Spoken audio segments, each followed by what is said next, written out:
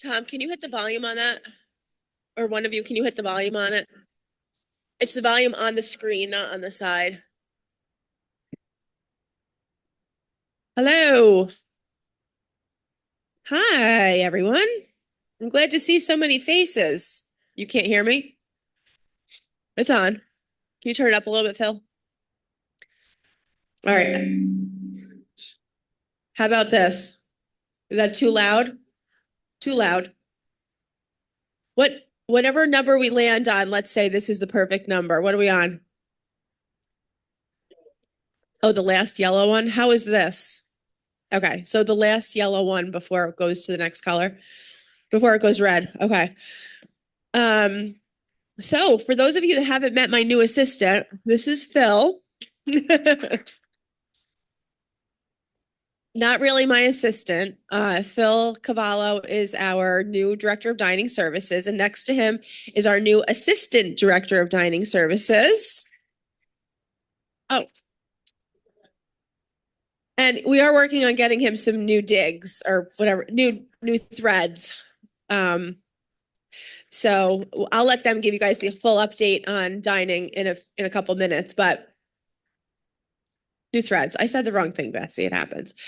All right, so I'm going to let everybody do their updates, and we will be off to the races. How about you start, Phil? And welcome. Thank you. Hello. Hi. Couple of quick topics. The gala is coming up next Thursday. Couple of hour changes, some closures that I want everybody to be aware of. The pub will be closed at 1 p.m. so we can have time to turn it around. Excuse me, turn it around. There will be no bistro for lunch on Thursday, so please plan accordingly. And then takeout meals will be between 2 and 3 o'clock for that day and that day only, and they will be picked up at concierge. So Thursday is going to be a bit of a different day for everybody. Ice cream has been a big topic. We've got an ice cream tasting coming tomorrow at 2 o'clock in the pub. Please come by if you want to vote on coffee ice cream. Coffee service itself, we are changing over. We're getting a new machine in that'll be self-service, open 24 hours a day, 7 days a week. That'll be within 2 weeks. I was told 2 to 3 weeks, and that was last week. So that'll be changing. Other than that, I'm just starting to learn the ropes and meet the people and try to answer any questions I can. So that's all the update that I have. Does anybody have any questions that they'd like to talk to me about? You say you're going to have coffee 24 hours a day. What I find is that the milk runs out. Those milk containers are not big enough to really service many people. I need to look into some sort of a refrigerated countertop unit that will hold gallons of milk that we'll be able to utilize. Perfect. Thanks.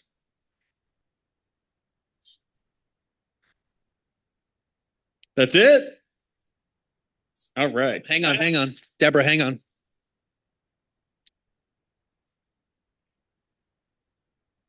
Okay, I have a question about the gala dinner. It's supposed to be like things were in 09.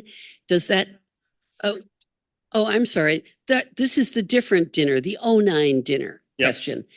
Does that mean that we don't have to show up at specific seating times? Correct. There are no reservations for Dine Like It's 2009. Totally walk in, come down when you'd like. We open it for 4:45.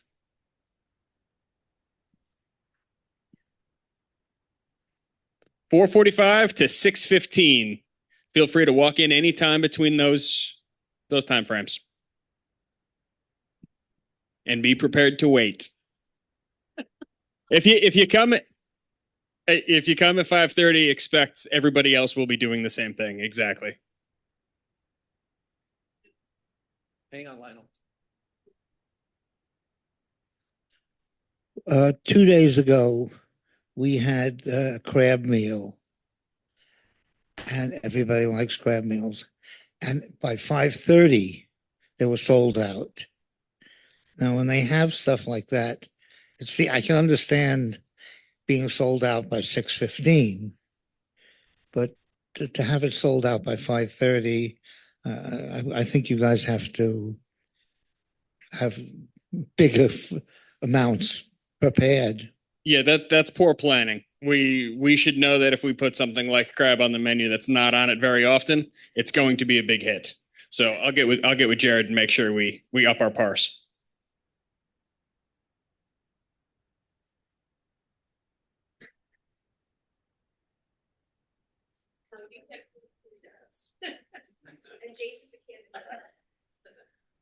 Tom looks happy. Let's bring Tom up. Tom's always happy. Morning. I'm Tom Tango, Director of Plant Operations. Oh, it's always morning in maintenance. You know what it is? When I first started, I'd walk around, I would always forget morning, afternoon, so I just said morning that's it. It's always morning. Couple things, and then I'll take questions. LED light bulbs. Last year we were going around and we were going to apartments and we were changing any LED or any bulb that you have to an LED bulb if you wished it to be. And we got about 2/3 of the people done here in the building. And we got some of the cottages done. Well, we're going to start that again pretty soon. And we'll finish off the cottages and we'll make appointments. And then we'll pick some days that we'll announce that we'll come back in the building on certain spots. Because a lot of people either weren't home or hadn't moved in yet, or people we didn't get to. So then we'll start to get back to that.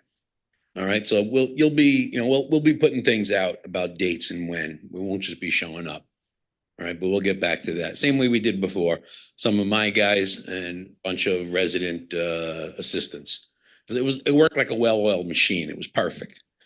It was good. And so we'll get back to that.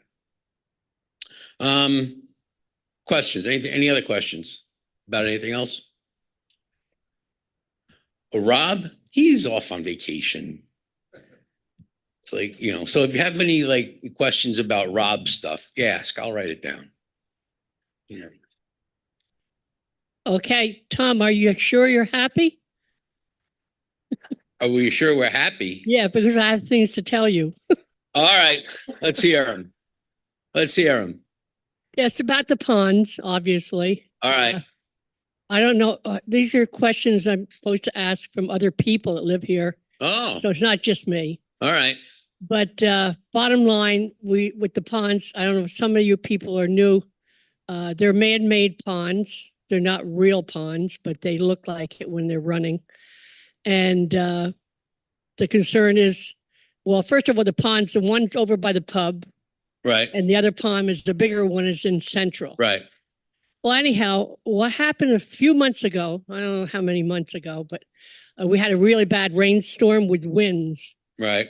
And the next morning I got up and I looked out my window like I usually do and drink my coffee. And the fountain, or not the fountain, the fountain moved up from its spot. Oh, all right. By itself. All right. It had to be, I know for a fact that there's like a sinker on these fountains that hold them in spots. Yeah, right? I put them in. I know. I watched you. Yeah. So anyhow, I think maybe one of those broke off or something. So and when you saw that, did you call concierge and put a work order in? Yes, I did. All right, excellent. Thank you. And they put the fountain on, which was good because that wasn't even on. Right. Anyhow, make a long story short, I think, we should probably put it back in the spot where it was because that was the deepest part. All right. Let me take a look at that. And now further on, Yep. the timer is on, but the timer starts at 2:00 in the afternoon. It does? And it starts there. When I get finished with the rest. And it's Okay. on to 5 a.m. No. Yes, it is. I've been up and looked at it. It's not 1:30, no. Anyhow, it doesn't matter. If it was 1:30, it's the wrong times. Yep. Should be 9 to 9, correct? Yep. All right, great. Well, thanks for that. That's it? No, All right. you got me going here now. And then the algae. Oh my God, Tom, have you been to the ponds lately? I've been to the one behind the north a bit, yeah. Well, I've I'll been tell walking you, the other it's side. built up that it even plugged off the overflow that goes down to the Oh, yeah? border All right. rocks. I'll take a look. It's backed up almost up to the fountain. All right. So that should probably be refixed. Yeah, I agree. And one last thing. All right. We used to have two beautiful white swans. We haven't seen them in a couple of years. Are they still with us? I don't know about that. Let me look into the swan thing. I know Okay, that's appreciate it. been a topic, yeah. I forgot where they, And to the new people, they're not real. They're just, right. well, thank you very much, Tom. All right, I'll take a look.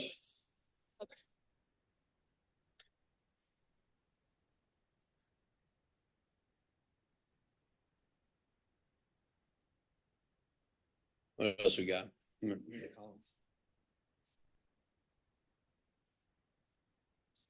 A possible, a possible, a po- You can just speak. Okay, I can hear you.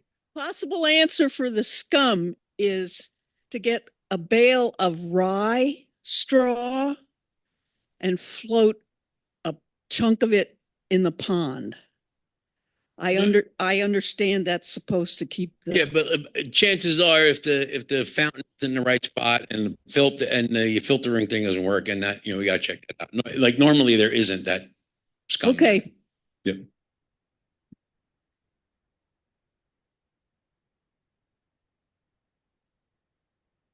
Get your pen out. This is for Rob. Excellent. What did he do wrong? The garbage pickup for the cottages is a disaster. All right. Now I don't often stand here and defend Rob. But I know because I'm down there in that office and believe me, you don't want to be the garbage people who April has been yelling at. They have been behind and they have not picked up things in a few weeks. And it is not 4 weeks. right. And it is not because April has not yelled at them. I'm not. No, I know. And it's just that I know that this is a topic that they're very aware of, and there will be some things happening next week when he's back. Thank you. So I don't often stand here and defend him, but it's not, it is something they're aware of and they're not happy that, and there is stuff happening. Yeah. All right. Thank you. Hang on. Oh. Hang on, Miss Lissette, hang on.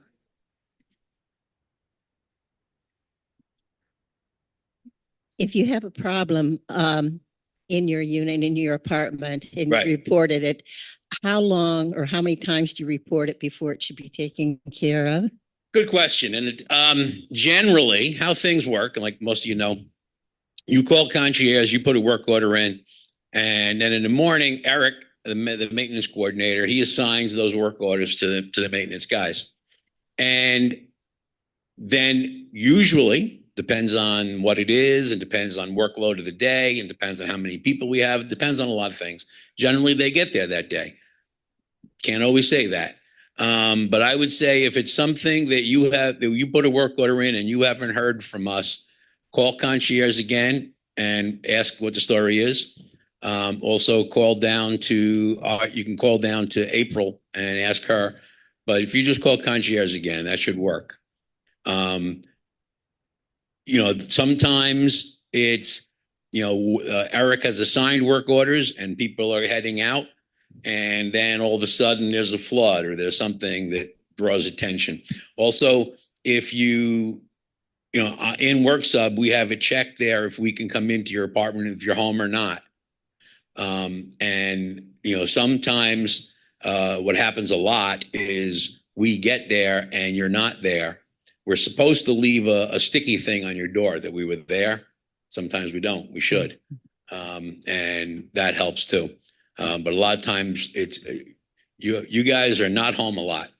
So that happens a lot. So, and we're supposed to leave those things on the doors. Sometimes we don't. All right. Okay. But, just give Concierge a call again. All right. Tom, since you're going around to look at the pond between the south Yeah. and the central wing, will you please take a look at the various color mold that is on the side of the building between those two? Yeah, I know about that one too. Comes Yeah. in yellow, Yeah. green, Yeah. and black. Yeah, we power wash that usually about now every year. Yep.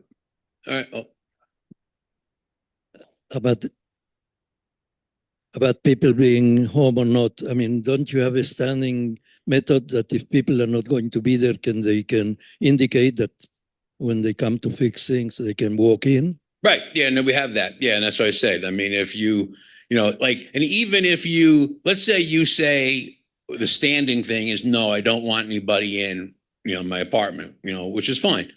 But you could call and say, I have a problem with, my sink, or I have, whatever the issue is. And you could tell concierge on this one, people can come in. And that's fine. We could do that too. Also, but if you do call, if anybody calls with certain issues, then we are coming in. Like if it's a life safety issue, if it's something with the fire alarm, or if it's a leak, or if it's something else, then, we're going to have to come in, regardless. But, all right. Thank you. Bridget.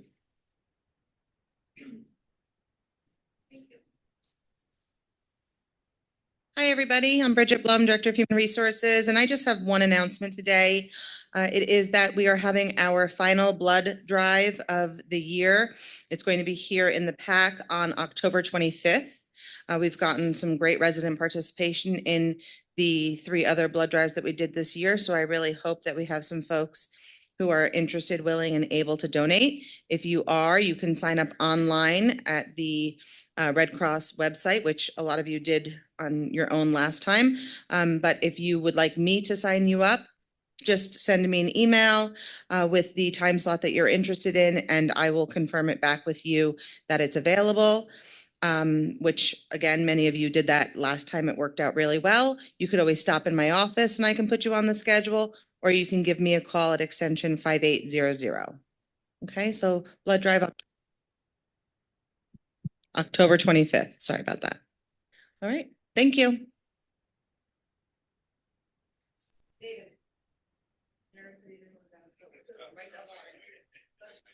Hey, good afternoon, everyone. Can you hear me? I'll lift this up. Oh, sorry. I learned the first time I did this that I have to hold it close to my mouth. We've pretty much finalized our schematic design for the community center so far. And so what that means is the architects are proceeding with the pricing set, which is due in the middle of October. And so we are now advancing with the schematic design for the health center. So that started on Tuesday with our whole design team. And we're looking at, we had a number of the members from the health center sit in on that meeting so they can give feedback and develop that design to the same level of detail. And that'll continue in the next few weeks as well. I was super impressed that the architects, there was no breathing room. They just went straight into health center design. So we're really like keeping the momentum going with the design. At the beginning of September, we had a meeting with the village. That was not a public forum, but it was with the mayor and their director of planning and our civil engineer. And that was just to give them an introduction to the scope of work that we're doing in the existing campus. So that was the first step towards the planning board process. And that was a really successful meeting, mainly because there were no red flags, no heightened concern from their point of view, even though we're adding, I think, about 21,000 square feet to the existing campus. They see the problems as issues mainly being, stormwater, how we address stormwater and that sort of thing around the campus. So we're off to a good start there. And part of our timeline at the moment is that, as I said, we'll have a pricing package come from the architects in the middle of October. that will be part of a package that is put together by our civil engineers that will be given to the village, presented to the village in middle of October for them to review, and then aiming for the first planning board meeting at the beginning of November. So that puts us on track for, like a 3 or 4 month process, planning board process, and that means November will be our first public meeting. We're also advancing the landscape design and the site design as part of that process with LRC, our civil engineers. And, once again, on Friday, we have an on-site meeting to review where we're at for both, landscape and the site conditions that will change. I went through the timeline. I think that's pretty much it. On this Monday, we had a dining focus group to review the advanced or schematic designs for the dining. And I think that was quite successful in that there weren't a lot of issues with what we presented to the focus group, and that there was, obviously feedback that we're able to give to our design team. And they incorporate those changes into the design package. Many of the things for interiors there were furniture related, easy changes. So that tells us that we're really on the right track with, a lot of these aspects. So that's where we're at. I mean, with these Q&As, I'm trying to give a broader view of progress of what's been happening in the month. I am now doing a weekly broadcast, which a number of you will be aware of, but that's broadcast 12:15 on Fridays. And so that'll also give a more detailed, weekly update for you. I know it's not a competition, but at the moment, Michelle's broadcast is getting about 3 views to my 1. So, check in and view them, because it'll save me a lot of time going home and clicking on it myself in order to get my numbers up. And it's not a competition, but kind of is. Anyway, thanks. Oh, I forgot to see if there are any questions. Dave, for those of us who don't have televisions, could Woodland Pond send out the link to your update the way you do for Michelle's talk? That would be helpful. Then we can get it on YouTube. Yep, we can get on that. Thanks. Well, you can also just go to our YouTube page and view it. I'll go. Looking way far ahead, because you took us on a tour, that's going to increase the number of residents. Does the state require you to increase the number of beds in the health center?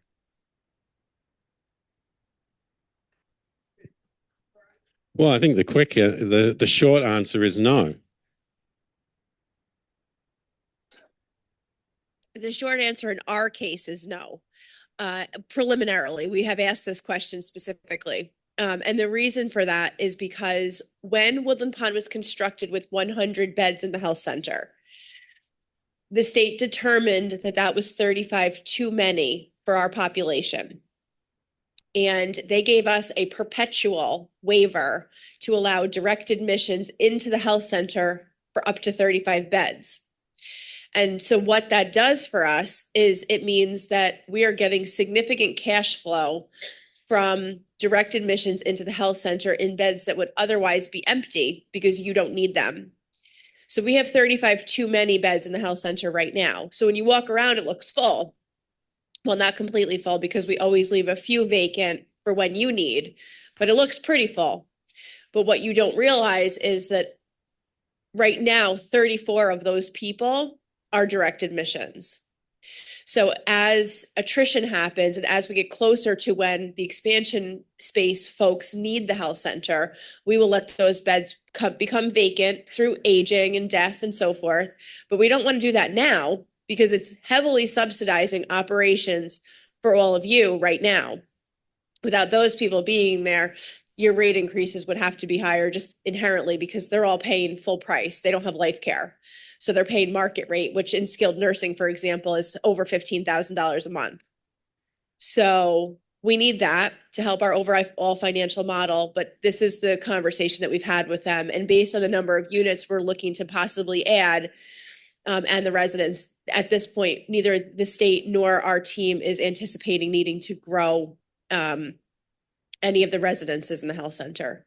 We're also not going to be taking any units away when we renovate the health center, even though we're adding significant amounts of community space in every part of the health center. So if you were to go into skilled right now, or assisted, or memory care, if you've ever been, one of the things that you know is that with the exception of the great room, and some other sort of like mediocre sitting areas, there really are not dedicated like living room, community spaces, good for conversation, good for getting outside. That's really the emphasis of the design for the health center. And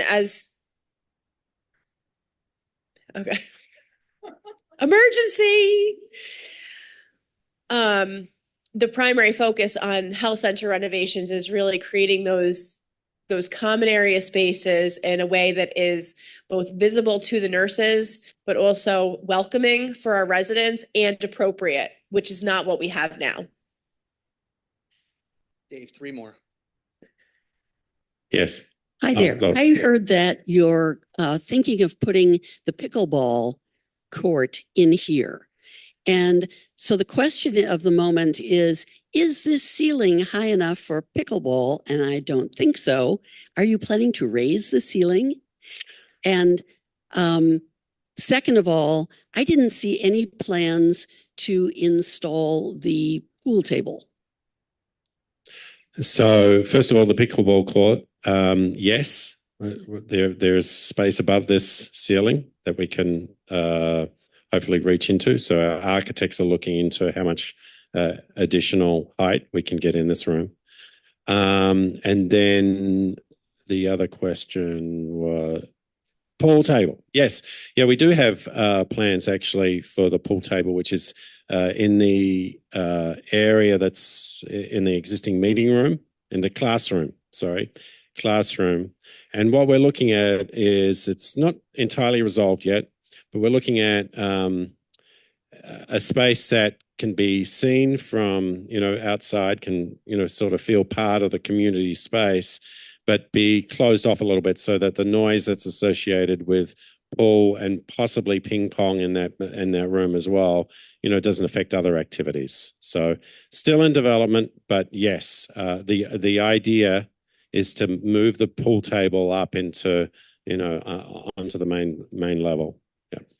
The plans, will they be available for people to come and look at? Yes, and this afternoon we're going to update again. I'm trying to update them regularly.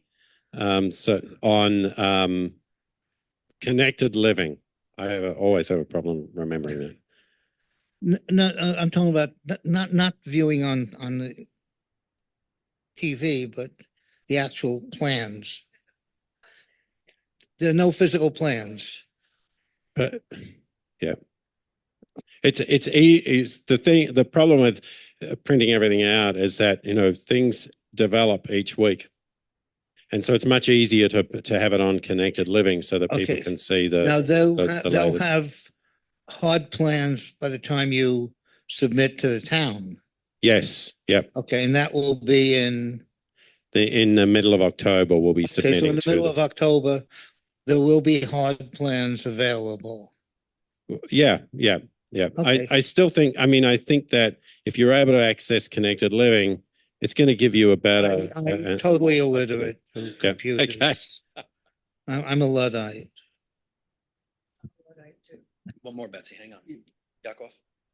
No? All right, I'm going to go to Betsy, Rolf, and then who's that? Joe. Yep. 2 things. Can you put the ping pong table and the pool table in the same room together? That's the first. It's one idea for a space saving. This is sort of still trying to be figured out. But one idea is that you can get pool tables that have an overlay for the ping pong table. Then you have to. And then, another idea is that at times we could have within this activities room that's going to be in here, that will have a sports floor we could actually set up 2 ping pong tables in here in one of the rooms and have seating around it and not impact, other, people playing cards and that sort of thing. So it's still figuring out those, what we're going to do with ping pong. I had another thought, but it's gone.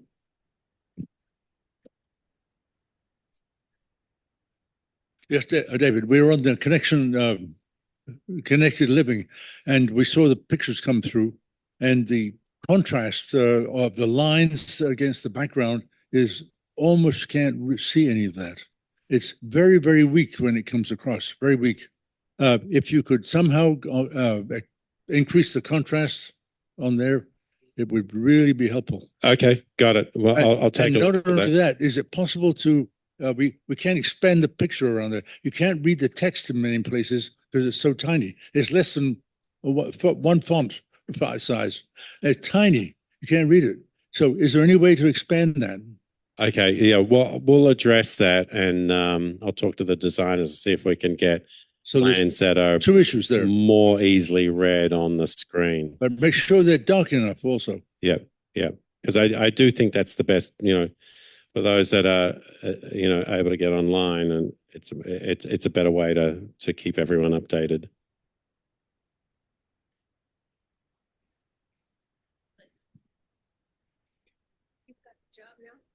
Okay.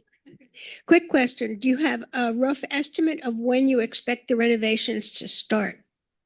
So because of our planning board process, a little bit of an unknown. We have said it's going to take 4 months for the planning board process, but of course we don't know. But that would put us into like a late May, early June construction start. Yep. If it all goes well. So my question was about the connected living too. I find it really difficult to use. And I finally was able to get the images to come up out here, but I can't get them to come up in my computer. And I'd like to be able to move them around and interact with them. Is that possible? Otherwise, I think the connected living is kind of useless. That's a connected living question, not a Dave Roberts. Yeah, you can't really.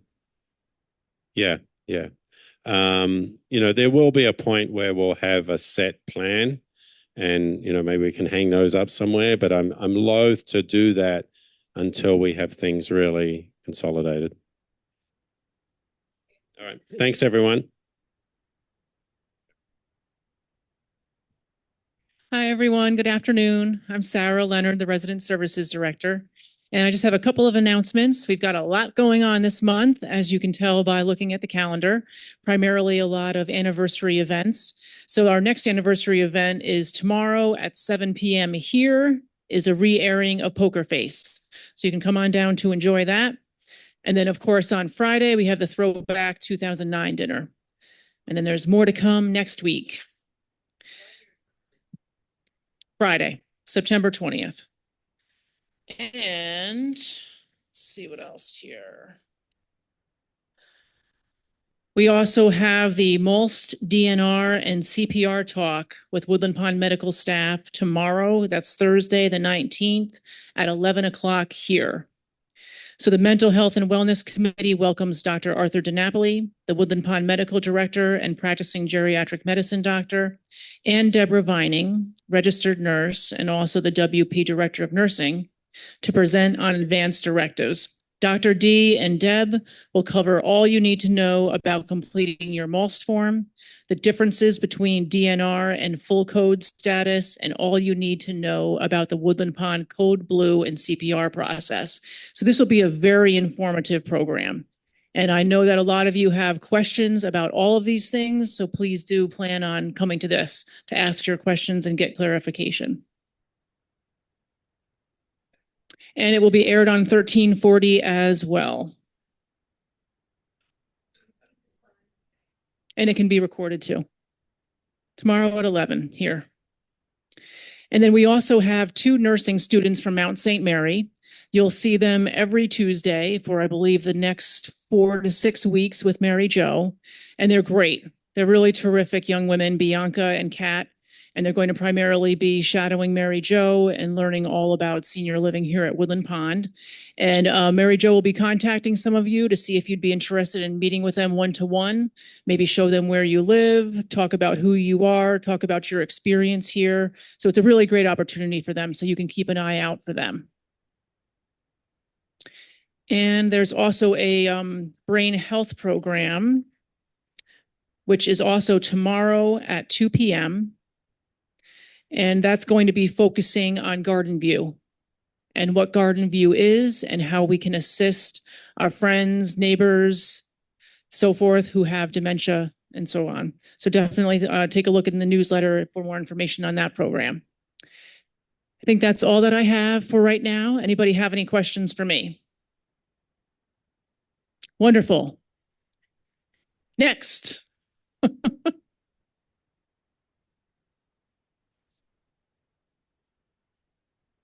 Hi, everyone. I'm Shannon Scatoro, the Director of Marketing. I do not have too much other than to just update you on the new residents and where we are in our wait list. We have had 26 new people join us so far this year. 9 more in the process of waiting on renovations to be complete in their homes, and then they'll move in as well. And we have 114 people currently on our waiting list. That's a mix of couples and singles, comes to about 70 units, altogether. And each size home here has their own separate waiting list. So it's not just one big list. Waiting times depend on what you're actually waiting for. And that's it. If anyone has friends that are interested in moving here in the future, definitely have them contact us. We're doing tours all the time here, and we're always adding new people to the list. Any questions for me? No? All right. Thank you.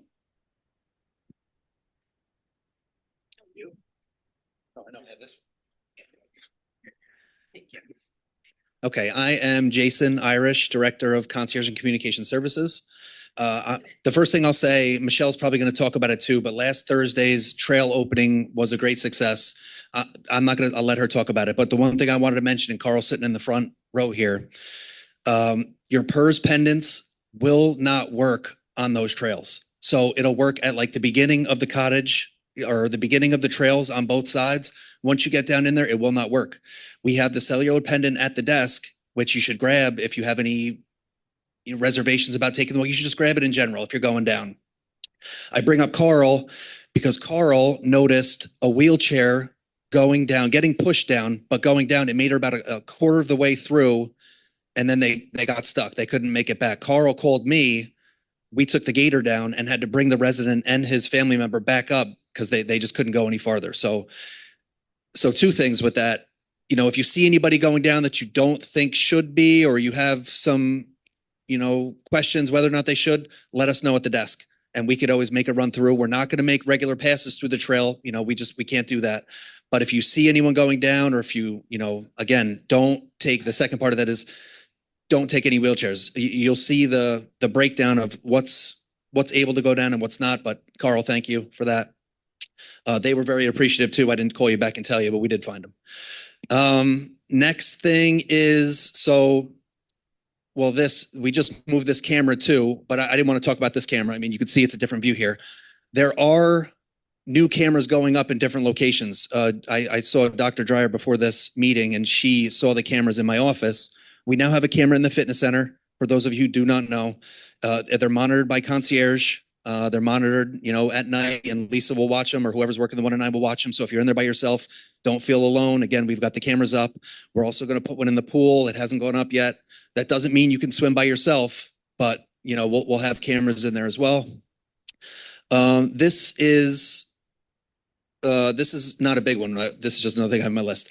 You've seen it. I put it out last week, and I think there's a notice up in the mail room, but defensive driving is this Saturday. We still have space available. If any resident that still drives that's interested in taking the course, please let Lindsay or myself know.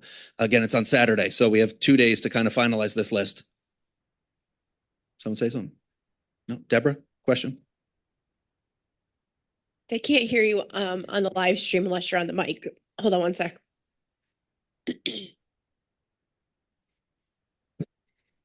I'm signed up for the Saturday course. So the question is, do I have to bring my lunch?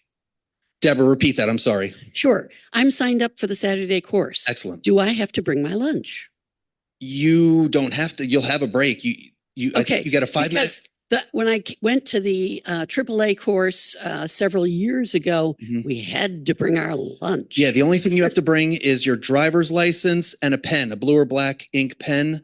You'll have a 5 minute break in the first half of the class, a 30-minute break for lunch, and a 5 minute break in the second half of class. Lovely. We are not providing lunch. So you could probably walk to your cottage, but So, I mean, to that point, we're not providing lunch and the pub is not going to be open. So plan accordingly. pub is open on Saturday. Oh, it is? Yeah. At that time? Yeah, now? for lunchtime. Oh, 12 to 12. 2. Okay, I'm new here. Jason, about the wheelchair, there are special wheelchairs that have very, very thick wheels that people use on trails. Was it stuck because of the wheels or because the person couldn't push it? Well, both, but there's no wheelchairs here that we don't have any at Woodlawn that but I've seen. they do exist. And Yeah. the same thing goes for walkers. I believe there are special walkers that have really, really fat tires. Are they permitted? To this for a second. All right, so it's a little bit more nuanced and you'll see this on the safety tip sheet, but I specifically asked Jonathan Papan, our director of rehab, to take all different types of devices on the trails. So manual wheelchairs, the standard typical manual wheelchair will not work. Okay, the tires are too thin. A standard typical rollator or walker with 2 wheels will be fine. Power mobility devices that have center wheel drive, which is a big, thick center wheel, will be fine. The little jazzy style ones that only have tiny wheels and look like a chair are not fine. So what I had said on the safety tip sheet in the email when we sent it out, and we can reissue this, put them in the mailroom, these are available at Concierge currently, is if you have any questions about your particular chair or device, come see us and we'll let you know. We are working right now with Timely Signs to have all of the safety tips put onto signs for the trailheads. One of the things that we have been asked, and I agree with, is that we are going to prohibit bicycles. We've already had some neighbors coming with e-bikes. I'm just worried about collisions, and specifically their tires can do damage to the trail. So bikes will be prohibited. There's plenty of roadways around here you can ride your bike, but bikes will be prohibited. That's not currently on the safety tip sheet, but we're going to have signs posted at the trailheads, and we will update the safety tip sheets as we go here, as people encounter things and so forth. Does that answer that question? Okay. Oh, hold on, Anne.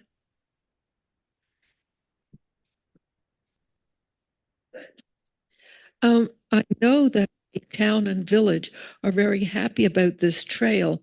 To what extent will it be used by the general public? And where will they park their cars? Oh, and will they be people monitoring their wheelchair and walker use? So as of right now, we have no policing of the trails unless there's some kind of a problem, and people of the public have always used those trails. We don't really have a great way to monitor it because we don't monitor the trails. What is going to happen in the future, both with the trail as is and as we go forward with the larger expansion, is going to absolutely be part of a discussion with the village. I expect that because they're very hungry to get people onto the trails. Technically, we are still a private entity and closed to the public, but just as people come and walk their dogs on the perimeter road, which I think is far more dangerous than them using the trails, we also want to be a good neighbor to our neighbors, and we also know that it's a very attractive area that connects to the Millbrook Preserve. So we will never be able to gate the trails. The residents have long made it clear to us that you do not want this community to be gated with guards at either end of the drive, and we don't want to pay for that either. So it's kind of it's something we have to thread a needle on. And for 15 years, knock on wood, we've been very successful in not having any incidents of concern. The neighbors have been respectful. If we have had any concerning issues, we're able to address those in real time. If whether it's with residents or with neighbors or whatever, we will call the New Paltz Police Department or whatever, but we really haven't had many issues. We're going to continue to monitor the situation, Anne, and we're going to respond accordingly. Parking. So again, we would respond accordingly. So we do have visitor parking. So I guess if they decide to park here, if we started to see people parking by the trailheads, we're going to have to kind of deal with this as it comes. We're not going to presently, we have no plans to create additional parking at the trailheads. So this is very new. You know, the trails have only been open for a week. I do expect that as more and more word gets out, people will come. I know that a few staff members have indicated that they came this past weekend with their families, which I think is great. And we're just going to continue to monitor it. And if it doesn't become a problem, then great. If we start to see issues, we will address those as they arise. Jason? And that goes, so with parking too, if obviously I see Joe sitting here, cars have been parked in front of their cottage before. If you're getting blocked in, you have to let the concierge desk know. If they're parking in the parking lot, you may not know, but if you see a car that's parked there for a couple of days, I see Tom Natoli sitting in the back and he saw a car parked in the parking lot. I know I'm getting sidetracked here, but he saw a car parked in the parking lot that was all smashed up, probably with a DWI that ran and got into an accident and then parked their car in the parking lot. Again, this is rare. This happened once, but if you see anything like that, you have to let us know. Again, if your cottage is getting blocked in, or if they're parked in a space they shouldn't be, you have to let us know in real time. Back to defensive driving quick. I'll touch on one quick thing. It offers a point reduction if you have any points and insurance discount. The next thing I'll talk about, this I talk about all the time, is just checking your folders at the concierge desk. Any new resident may not be aware if mail is not addressed right and it doesn't have your apartment number, it goes to the concierge desk. It'll sit in a folder until you come and pick it up. So just check periodically with the concierge just to make sure that there's no mail there for you. And that's with packages too. This Saturday, this weekend we have trips both days, but this Saturday we have a trip to Benmarl for the Grape Stomping Festival, which is also going to limit shopping on Saturday. We have to cut shopping short. Everyone has to be home by 12. So we can go to Marlboro for this festival. I think it'll be a good turnout. With trips, I've talked about this too, the last couple management Q&As, but we've had to cancel a few trips recently. Even if you don't go on a trip, get a comment card from Lisa, maybe write down an idea, give feedback after the trip is finished, just so we know what's working and what's not. We want to make sure we're putting out the best trips for everybody and not having to cancel trips every month and wonder, why we're having to do that. So if you have any questions, you can always go and ask Lisa. Any questions for me? Mr. Hoffman, hang on. Hold on, Al. Oh, you can't. You can't get loud enough to hear him in the wings. I just want to say, while we're talking about this trail, I've been down it several times already. I want to say it's really a marvel. What the trail was originally and what it is now, it's like night and day. It's marvelous. They've done some rooting. They've done all the draining that needs to be done. The surface is great. It's a super, super job. And I advise any of you that feel that you can go down there, keeping in mind some of the restrictions that you've heard here today. But it is certainly a worthwhile trip. And management should be really happy, and I am, that they've done such a great job with it.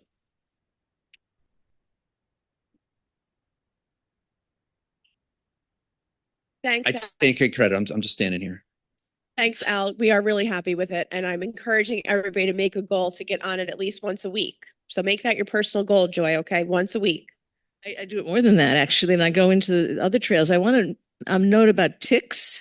Is Tick Haven, even though the trails are wide and you think that you're not brushing against anything. And I also want to say that I brought back from Canada special anti-tick stuff, so you don't have to use DEET. So I'm going to try it out. And if anyone wants to try it out too, let me know. But you have to be careful about ticks when you're going down there. Yeah. So a note about tick prevention will be on the safety signs. Yeah.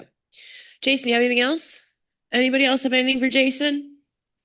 All right, so I'm gonna try to make this short. I just want to go through a couple things. Well, the chef didn't want to say anything. Come on, chef. No. He's not the chef anymore.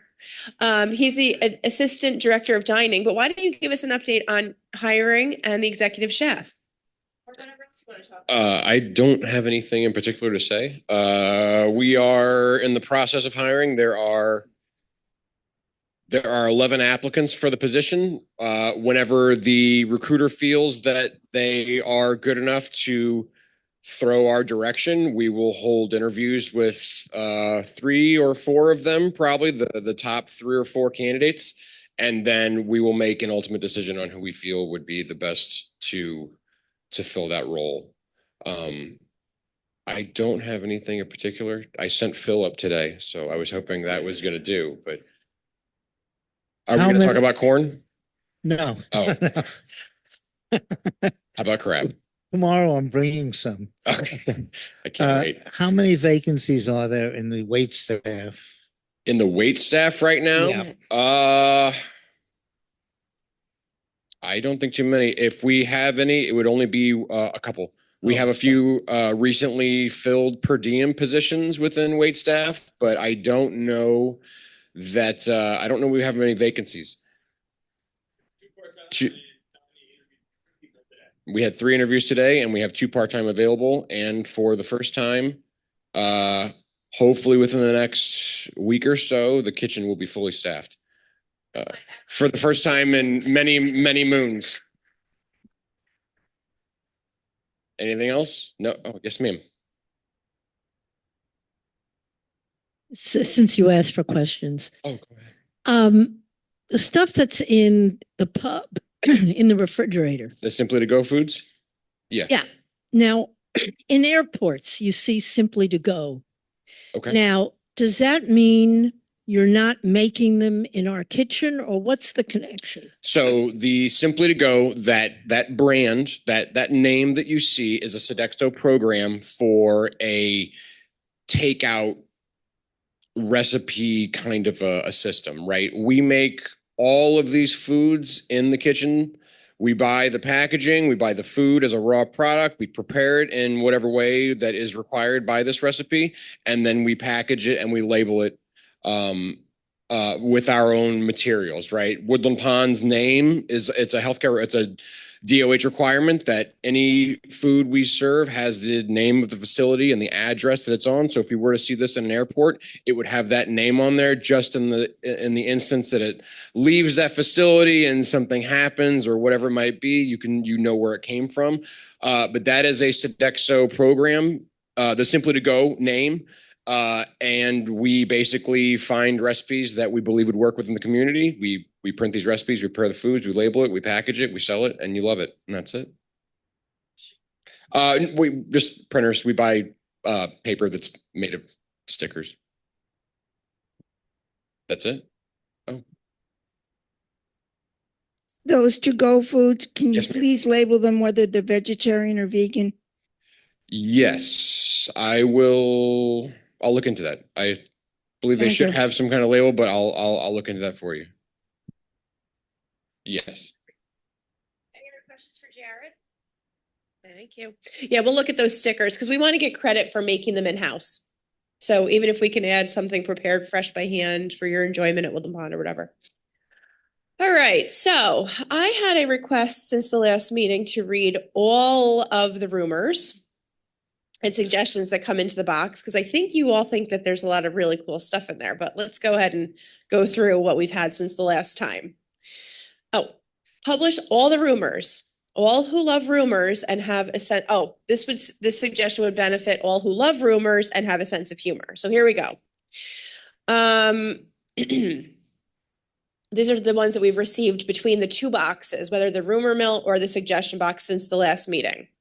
This one was interesting to me. I'd like to inquire where one signs the petition about the 20 to 50% reduction in the monthly service fee charge once construction of new work begins. I'm told that the agreement we signed when we moved in clearly states, Shannon, this is for you, that if major renovations take place, that residents will receive at least a 20% reduction and as high as a 50% reduction of their monthly fees. So I've been here for 15 years. I'm not familiar with such a clause. Shannon? No. But it does raise an excellent point, because one of the goals that's happening with all of the construction, one of the primary reasons that this gentleman right here is with us, is because our goal throughout construction and renovation is to ensure that your access to services, amenities, activities, etc., are either not affected at all or affected in as little way as possible. This all comes down to logistics, planning, phasing, and it's beyond, it requires the amount of energy beyond what any of the rest of us could absorb. So we've invested a significant amount of salary and benefit cost for a good reason, because we want you to be served in a nearly uninterrupted manner once all of this begins. Now, that doesn't mean that you might have a dining table that's in a different room than it's currently in, but it means that you will have the same dining service throughout. This will mean bringing in temporary cooking facilities when we're renovating the kitchen. This will mean a variety of things. And of particular note, essentially everything we do here can be moved around and done elsewhere, with the exception of one thing, which is the pool. The only planned renovation for the actual pool room itself as of right now is the replacement of the pool decking. And we didn't give an update on that, but it's not because we didn't want to share it. It's just that Tom had announced at the last meeting that the pool decking replacement was on hold because we determined that in order for it to be done best, the HVAC unit that feeds the pool room was best to be replaced first, so that we could get the humidity levels in that room completely addressed before we put down this poured epoxy decking product. So that's going to happen, but that's actually not technically even part of the renovation. This was going to happen anyway, just as we did the trails. So Dave is going to be working very hard to work with us to make spaces available for things to happen. There are going to be some exciting things, like we might be renting some off-site storage to be able to temporarily move downstairs storage out and make those offices. It's going to require a lot, but our commitment to you is that the interruption and the access to what you have is as limited as possible. Let's see, the next rumor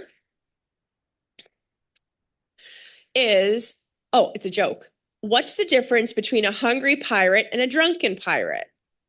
One has a rumbling tummy and the other has a tumbling rummy. So jokes are in the box. That's another joke, so I'll hold off on that and I'll say it in a minute. The next one is that cartoonist guy, which would be, I guess, Martin Lavenhar, actually getting paid? I'm sure Martin probably put this in as a little nudge, but he just gets paid with compliments. The French Huguenot Church downtown on Huguenot Street in New Paltz liked the Dutch so much that they built the church clock with only 3 faces, not giving them the time of day. Go see. So I guess it's only got 3 faces. Okay, the wheelchair races will resume in August on Sunday nights when the managers are not here. Men will race on Danskin Way at 7 and women on the circle at 5. No drinking. All right. Wonderful news. All IL units will be getting new washer and dryer units. Now we can have discussions while washing clothes. These new units are quiet, won't ball up our wash that needs to be untangled before you put the clothes in the dryer. The dryer will actually catch the lint. So if you are having those problems with your washer and dryer, please put in a work order. they shouldn't be too loud that you can't talk. They shouldn't be balling up your clothes, and they should be catching the lid. So if you're having those problems, please put in a work order, and we want to take a look at your units. And they are. They're part of the preventative maintenance. They do the one above the dryer during preventative maintenance. Okay, not a rumor. They wanted me to start by saying this is not a rumor. It's actually a question. I want to know if it is true that your monthly rent is tax deductible because Woodland Pond is a nonprofit 501c3. So the answer is a portion of your entrance fee, your entire life care fee, if you paid it, and a portion of your monthly service fee are indeed available to most people for a tax benefit. It is not a tax deduction per se, like a dollar for dollar deduction, but it's treated as a type of prepaid medical expense, and it is a tax benefit for most people. You must discuss this with your tax preparer. In order for you to do that most effectively, we hire an actuarial firm annually to calculate the percentage actuarially that can be a tax benefit for all of you. And our business office prepares a letter for you that tells you that percentage and attaches to it a statement of your fees paid to us so you can hand that to your tax preparer. Okay? All of you pick this letter up at Concierge every year, and when you don't, we call you to pick it up because we want you to be able to be eligible for this tax benefit. It obviously depends on what your tax liability is and a variety of other factors. So there is no blanket applicability, but it is available to you, and we strongly encourage you to talk to your tax preparers about this. And lots of reminders will come out about this. You're notified about this every February. I keep hearing that Dedrick's is selling marijuana gummies for a good night's sleep. These rumors are great because they allow me to talk about lots of topics. So marijuana consumption is now legal in New York State in a lot of different forms. And more actual dispensaries of products that contain, I guess it's not CBD. Anybody know? Look at the experts. That contain THC, more and more of these are coming online, meaning they're becoming approved and opening up as storefronts in New York. I know a number of you were going over the border into Lee, Mass to get THC products, which is fine. There's no judgment. Just don't drive while you're doing it. And a lot of the businesses are cash only, but I know that a lot of you have found some anxiety relief and other things with THC-based products that are now legal in New York. So what I would recommend that you do if you're interested is start Googling THC dispensaries. I know that something up in Rosendale. We have so many THC experts. Time for you to get the Doritos and the brownies going in the dining room. Oh.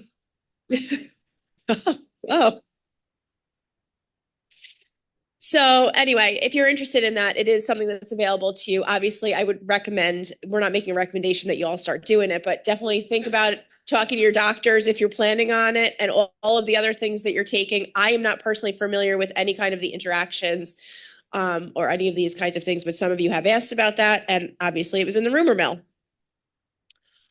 Okay. Has it been confirmed that the new guy, which I'm thinking is got to either be Dave or Phil, is in the witness protection program?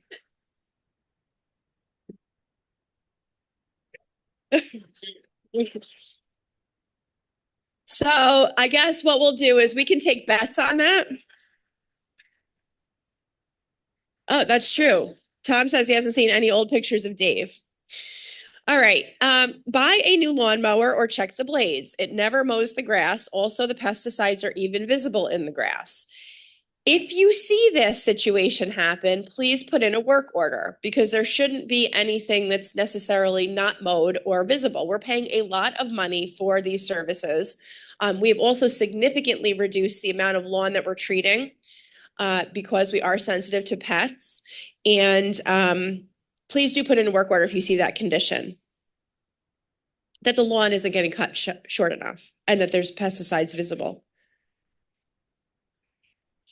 Right. Tom is just referencing that at the beginning of the season, we were still with our prior landscape company that was not meeting our needs, and we switched over. So this could be resolved. Incidentally, I was on a design call 2 weeks ago, week and a half ago, and I think we stumped the design team officially because Dave said, you know, the residents would really like a place to take their dogs out and go to the bathroom without having to go on the sidewalks and without having to, you know, go in the snow. They laughed at us so hard. And then they said, well, they do have those things in the airports where the dogs go to the bathroom. So I don't know how many of you have flown recently, but probably about 2 years ago, you started seeing very frequently doggy bathrooms. So it's basically like an AstroTurf ground, which I'm assuming has some sort of cleaning and drainage, and a place to put your dog poo. But it's officially been noted as something that if we can fit it into some kind of a design, that it is a request of our beloved Woodland Pond residents. I'm making no promises, only that we brought it up. I think Dave would like it if we could accommodate just about every request as long as it's reasonable and not totally totally expensive. It's our goal to get this to be as much as you want as possible. That's fine. Yes, ironically, the bathroom situation of my office has come up. I do not want one, just for the record. I'm getting a lot of pressure to have one, and I do not want one. All right, this next one, I'm going to say, and I'm going to ask you to listen until I'm done before making any sound effects, because I'm committing to reading you all of the rumors and suggestions, but please be gracious. The prayer request box, even with the new name, has no place in any public facility here. It's specifically served by Christian prayers. It does not service Jewish, Muslim, atheist, pagan, humanist, and other non-Christian spiritual beliefs. As such, it is denominational and not non-sectarian. This conflicts with the non-denominational values and respect for all beliefs. People have a right to express their beliefs and even celebrate them with speakers, meetings, groups, etc. But a prayer request for one specific religion should not be placed in a public area. So I have spent an extensive amount of time having discussions with the Interfaith Committee about some of the resident concerns related to the prayer box. The Interfaith Committee, which is non-denominational and accepts faith in anything, it could be faith in this piano, really wants to try and emphasize with the residents that it is their intention, whether the box is in the interfaith meditation room or in the mail room or wherever it is, that they want to accept and seek requests for intentions, prayers, spiritual guidance, whatever it is, from everyone. And so it was challenging, I will tell you, to come up with a title for the box that incorporated all of that. As a Catholic born and raised, like many of you have expressed to me, I have always associated the word prayer with religion. And I know that that is a common thing. We are working and discussing as a group, I've talked with individuals and the full Interfaith Committee about how we can sort of think about expanding that perception and really encouraging people to see the desire to have someone sending a good intention for you, regardless of what your religious or beliefs are, is a community opportunity. I don't have an answer as to how that's going to happen yet, but the conversations are ongoing and we are listening to you. I will tell you, is there anybody from the prayer group or interfaith here that has seen? Okay, so we do have a prayer group. It's existed for a period of time. The way that they understand who they're going to pray for is from those boxes. There's one in the interfaith room. There has been for a long time. Then there was a cubby in the mail room. And then there was the box that now has a new name. They get requests for things like, please pray for me because I'm having surgery. or that, and that'll be specific and there will be a name. They will get a request in there that says something like, I'm feeling anxious, please think of me. Okay. I don't want to speak for everything that they see. I only had the box in my office for like a month while we were putting this on pause so we could discuss it further. And during that time, I did have an opportunity to look in the box. I swiftly got my hand slapped for that because that is a sacrosanct request.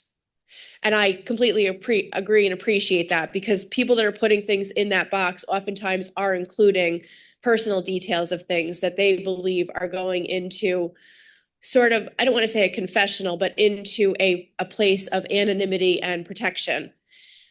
The box as you see it now is locked. I did not do that out of any intent for malice. I did it out of an intent to understand how many things are in the box and how many, what are the nature of these things. But I always want to be open to correction and growth. So we are currently evaluating this. What I would say for you for right now is I have confirmed with legal counsel that there is no prohibition to the box being in the mailroom. So then it becomes a philosophical question for the community. I'll stop there and just let you respond. I don't want this to be a lengthy discussion on this. We can schedule time to do that separately. Michelle, I have never heard of this in any form, so it's brand new to me, that people put prayers in a box and I gather other people take them out and see them and pray for that person. I'm totally unfamiliar with this and totally unfamiliar with the idea that prayer can be divorced from religion. All I want to say is, to me, this sounds pretty controversial. And maybe we can have dialogue in some form larger than the Interfaith Committee. So this is what we're working through at the Interfaith Committee right now. I've talked with some individuals about how can we allow for the dialogue to happen, because I am very committed to allowing us to have dialogue and encouraging dialogue on opposing viewpoints in a safe setting. This might be a perfect topic for that, but also to allow the members of the Interfaith Committee that are interested in doing so to attempt to convey their positions on the fact that prayer is not always tied, the concept of what's behind a prayer is not necessarily tied to a religion. There's more education that needs to be had. There's more viewpoints that need to be shared. So what we're going to hopefully do, or what we're talking about doing, is scheduling a session on this specific broad topic sometime in a couple of months. Okay, all I'm saying that it does seem controversial, and I'd like it if we can have whatever form of dialogue. Yes, that's my intention. It seems to me that the only problem is what to call the box. I think so too. Okay, prayer or wishes. So call the box wishes. Then you eliminate religion from the title. And if somebody chooses to put a religious thing into this wish box, that's fine. I think the whole conversation deserves its own dedicated airtime. I don't want to take any more comments on it. Jean, you can say something, but this will be the last comment on it. I'm just letting you know, based on what the rumor that was in the box, we are going to try and create a time for this all to be discussed in a safe, respectful, but possibly oppositional setting.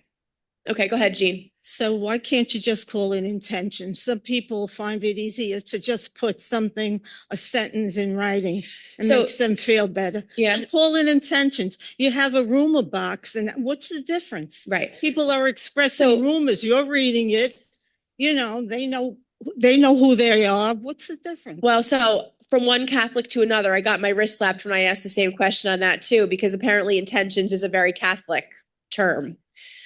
So this is a little bit more weighted than some may think, but I think the purpose of the conversation and the rumor mill opened up the opportunity is this is something we can talk about as a community and learn some more and explore a little bit more. But I do read the comments and I do really try to spend the time with the committees to try to sort through these things. Okay, the last rumor, and I have two announcements. Joe and Jill Biden have paid their deposit and are now on our waiting list. Followed by the only reason we're getting pickleball is because Michelle's parents are moving in and her dad loves to play pickleball. Neither of those is true with the exception of that my dad does like to play pickleball. We have a Survey Monkey that went out about superlatives yesterday. We are collecting this information totally voluntarily and totally optionally, but I will tell you the responses that we have gotten have been among the most heartfelt, meaningful, important responses we've gotten from residents on any topic ever. Every single question in there is optional. So even if you go to the survey and you only want to fill out a couple of things like how many children did I have, please do it, because I'm learning more about the people that have responded and it's great things. Tell me about your love. Tell me about how many countries you visited, how many languages, because we're trying to do some fun things with the information. And there's some really cool stuff in there. Mottos that you live by, what you want your legacy to be. Like, this is really meaningful stuff. And we're going to find a way to really catalog it and make it available to you. So please do fill that survey out, even if you don't fill out every question. It's in your email. Questions on that? Okay, so it came out on Constant Contact. Oh, Survey Monkey. All right, so that's different. So Lindsay's going to double check the whole email list and she will send it again. So it will come as a second request. So some of you may get it twice. If you've already filled it out, don't fill it out again.